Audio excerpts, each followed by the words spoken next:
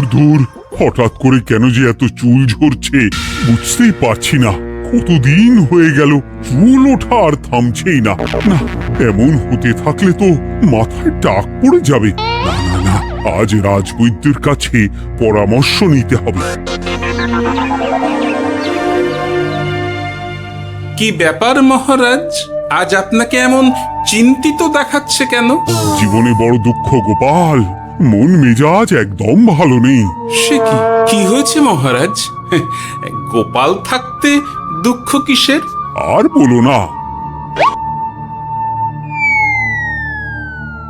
মাথার চুলগুলো আজকাল ঝড়ে পড়া পাতার মতো পটপট করে ঝরে যাচ্ছে। আমি তো জানি কেন এমন হচ্ছে, কিন্তু এখনই মুখ খুললে চলবে না।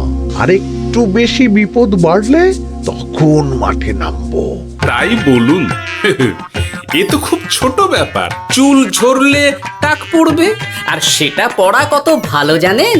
কথায় আছে, যত বড় টাক তত বেশি টাকা। তুমি চুপ করো তো বাপু, যদি টাক থাকলেই টাকা হতো তাহলে তোমার টাকা কোথায়? যেটা বোঝো না সেটা নিয়ে কথা বলো না। তাই না তাই, মহারাজের ছুটছি চুল, চিন্তায় ভাজ মাথায়, কোথায় যাবে চেষ্টা করে,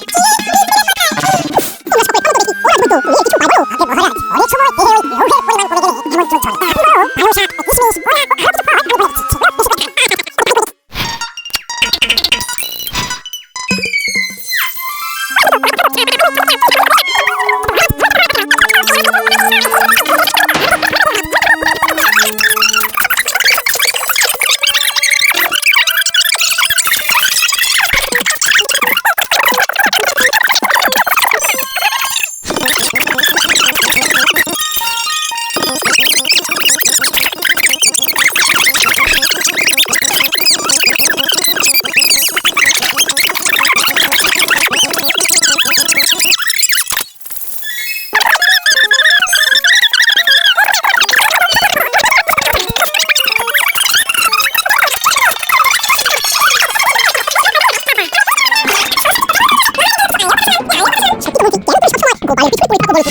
শাক, কিশমিশ, আমার কথা চিন্তা করে এনেছে। তুমি তো সেটাও করনি। না, আসলে মহারাজ আমিও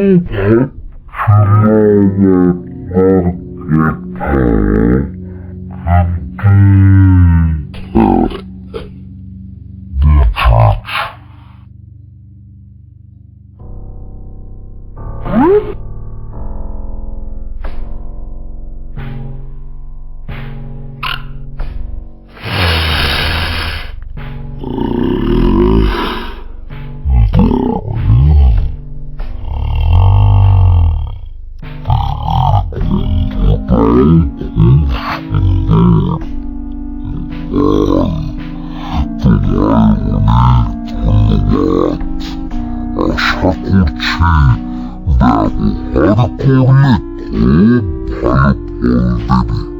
একদম দেবেই মহারাজ। দূর বাবা, ভেবেছিলাম হলো আর কোথা দিয়ে যে গোপালটা মাঝখান দিয়ে এসে নাক গলিয়ে ঢুকে পড়ে। খুব শক্ত পুরস্কার নেওয়ার, দেখাচ্ছে মজা।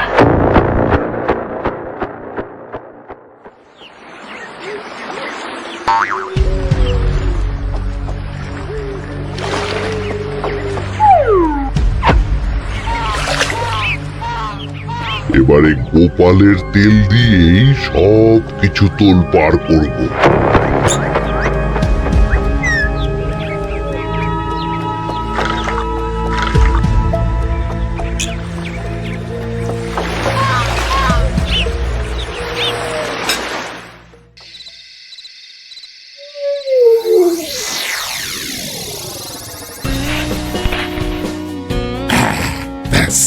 হয়ে গেল দুবার মাখা।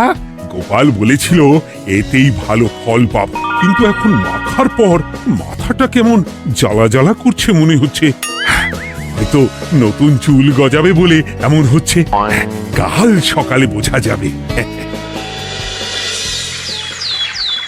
এতক্ষণে বোধহয় ছোট ছোট চুল গজিয়েই গেছে।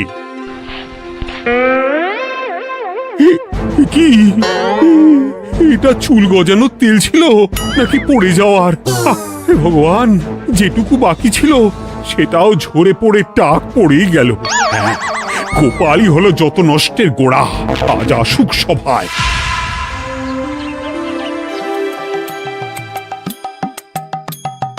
এই যে এখন এলেন উনি।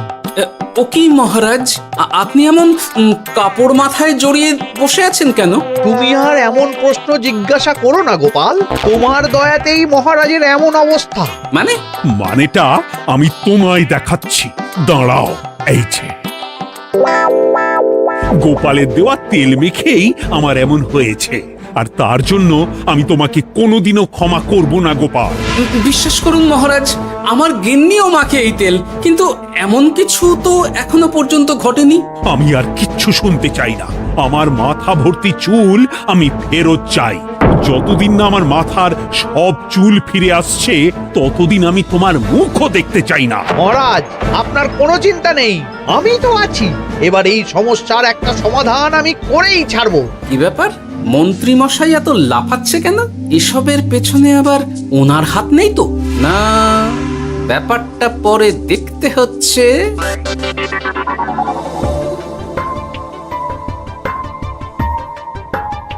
আমি বলি কি মহারাজ, এই সময়টা বরং আপনি নকল চুলটা মানে মানে পর চুলা ব্যবহার করুন। হ্যাঁ, অগত্যা, কিছু তো একটা গন্ডগোল আছেই। গিন্নিও তো রোজ মাথায় তেল মাখে, কই এমন তো হয় না। মন্ত্রী যদি কিছু করেও থাকে, তাহলেও হাতে নাতে ধরবো কিভাবে? ও কি গো গোপাল দাদু, এখন এই সময় তুমি রাজসভা ছেড়ে এখানে? তোদের দাদু আর রাজসভায় যাবে না রে।